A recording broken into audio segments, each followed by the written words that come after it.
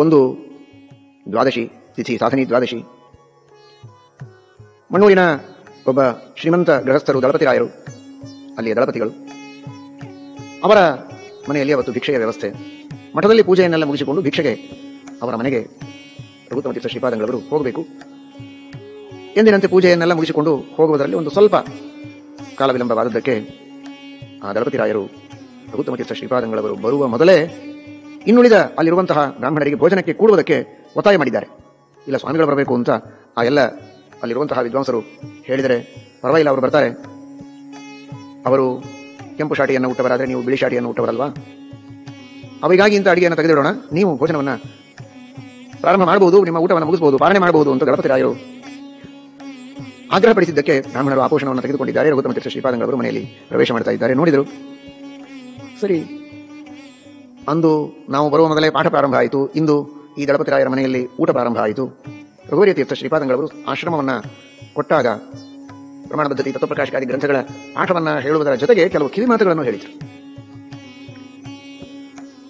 ನೋಡಿ, ಮುಂದೆ ಬರುವ ಕಾಲ ಬಹಳ ಘೋರವಾದ ಕಾಲ.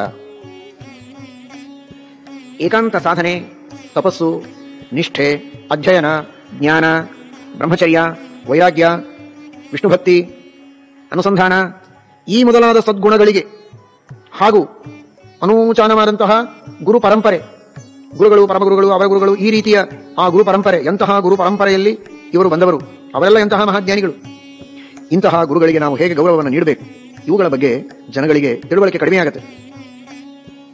ಜ್ಞಾನ, ಭಕ್ತಿ, ವೈರಾಗ್ಯ, ಅನುಸಂಧಾನ, ಅನುಷ್ಠಾನ, ತಪಸ್ಸು, ನಿಷ್ಠೆ ಇವುಗಳಿಗೆ ಬೆಲೆಯನ್ನು ಕೊಡದೆ ವೈಭವ, ಆಡಂಬರ ಇವುಗಳಿದ್ದಲ್ಲಿ ಮನಸೋತು ಆ ಕಡೆಗೆ ಮನುಷ್ಯರು ಹೋಗ್ತಾರೆ. ಹೋದರೆ ಹೋಗಲಿ, ಚಿಂತೆ ಇಲ್ಲ ಅಂತ ನಾವು ಉದಾಸೀನ ಮಾಡುವಂತಿಲ್ಲ. ಶ್ರೀಮದ್ ಆನಂದ ತೀರ್ಥ ಭಗವತ್ಪಾದಾಚಾರ್ಯರು ನಮ್ಮ ತಲೆಯ ಮೇಲೆ ಜವಾಬ್ದಾರಿಯನ್ನು ಹೊರಿಸಿದ್ದಾರೆ. ಭಕ್ತರಿಗೆ ಸನ್ಮಾರ್ಗದಲ್ಲಿ ನಡೆಸಿಕೊಂಡು ಹೋಗಬೇಕು.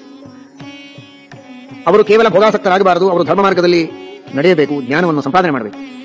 ಅವರು ಜ್ಞಾನ ಸಂಪಾದನೆ ಮಾಡಬೇಕು, ಧರ್ಮ ಮಾರ್ಗದಲ್ಲಿ ನಡೆಯಬೇಕು ಅಂತಾದರೆ ನಮ್ಮ ಮಾತನ್ನು ಕೇಳಬೇಕು, ನಾವು ಹೇಳಿದ ಹಾಗೆ ನಡೆಯಬೇಕು. ನಾವು ಹೇಳಿದ ಹಾಗೆ ನಡೆಯಬೇಕು ಅಂದ್ರೆ ನಮ್ಮ ಹತ್ರ ಬರಬೇಕು, ನಮ್ಮ ಬಗ್ಗೆ ಅವರಿಗೆ ಗೌರವ ಇರಬೇಕು.